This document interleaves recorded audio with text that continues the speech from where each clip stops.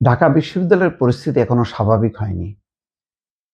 ডাকসুতে শিবিরের আধিপত্য এবং ১৮ মাসে তারা যে দাপট দেখিয়েছে এবং নির্বাচনের সময় সরাসরি তারা জামাত ইসলামের পক্ষে অবস্থান নিয়েছে। এমনকি সিটি কর্পোরেশন নির্বাচনেও ডাকসুর ভিপি নির্বাচন করবেন। এমন প্রকাশ্য এবং প্রত্যক্ষভাবে রাজনৈতিকভাবে যুক্ত হওয়ার পর শিবির নানাভাবে বিতর্কিত হয়েছে। যেখানে ৫ই আগস্ট পট পরিবর্তনের পর ছাত্রদল বিভিন্ন বিশ্ববিদ্যালয়ে কমিটি গঠনের যখন উদ্যোগ নেয়, তখন যারা বলেছিল যে বিশ্ববিদ্যালয়ে দলীয় রাজনীতি চলবে না, এখন দেখা যাচ্ছে যে যারা এই স্লোগান দিয়েছিল, যারা বাধা দিয়েছিল, তারাই হচ্ছে শিবিরের বড় বড় নেতা। তো তারা যখন করছে তখন সেটা ছাত্র রাজনীতি না, কিন্তু ছাত্রদল যখন করছে তখন তারা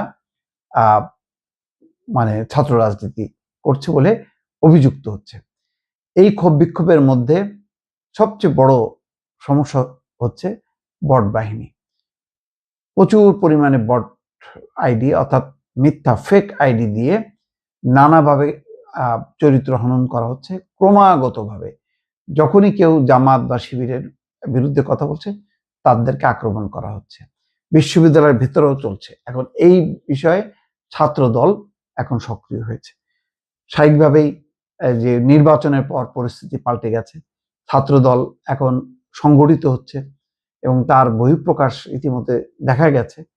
তারেক রহমানের পরিবারকে নিয়ে যে অপপ্রচার চালানো হয়েছে, সেই অপপ্রচারে যারা আটক হয়েছে ছাত্রদলের অভিযোগ তারা ছাত্র শিবিরের সাথে যুক্ত এবং সাদিক কায়েম ডাকসুর ভিপি বা ফরহাদ জিএস তাদের একটা প্রত্যক্ষ মদত আছে। এই নিয়ে উত্তাল অবস্থা। শাহবাগ থানার মধ্যে মারপিটও হয়েছে এটা নিয়ে। তো এখন ছাত্রদল কিন্তু সংগঠিত হচ্ছে এবং ভিসির কাছে যেয়ে তারা বলছে যে এই যে ফেসবুকে অপতথ্য ছড়ানো হচ্ছে, এইটার তদন্তের ফলাফলটা কি? তার মানে এই তদন্তে যদি ছাত্র দলের নেতা কর্মী তারা যদি যুক্ত থাকে, তাহলে কিন্তু বিশ্ববিদ্যালয়ের পরিস্থিতি আবার উত্তপ্ত হবে।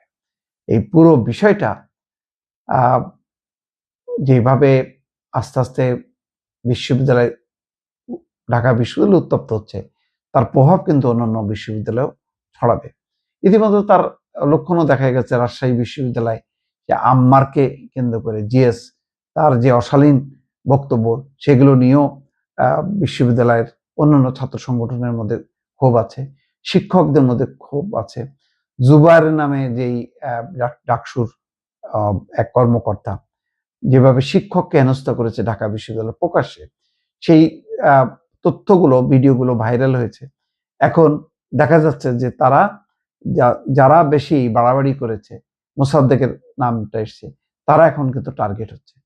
ফলে আগামী দিনে এই বট আইডি এবং দলীয় রাজনীতি যেভাবে তারা অংশ নিয়েছে এবং এটা প্রকাশ্য হয়েছে, এখন কিন্তু পরিস্থিতি আস্তে আস্তে পাল্টে যাচ্ছে। এই পাল্টে যাওয়াটা যদি সহাবস্থানের ভিত্তিতে হয় বা বক্তব্য পাল্টা বক্তব্য এগুলোর মধ্য দিয়ে যদি সীমাবদ্ধ থাকে তাহলে ভালো।